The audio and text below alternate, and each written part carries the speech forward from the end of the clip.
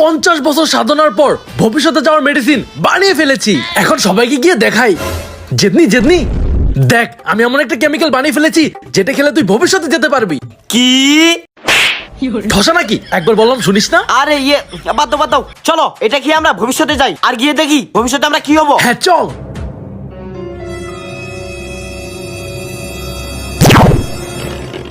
আরে চলে আসছি আমরা ভবিষ্যতে।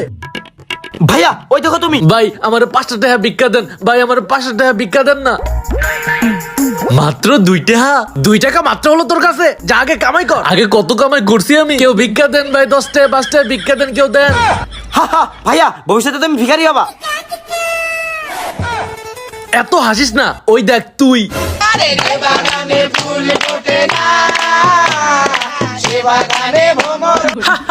তুই ভবিষ্যতে হিজড়া হয়ে যাবি।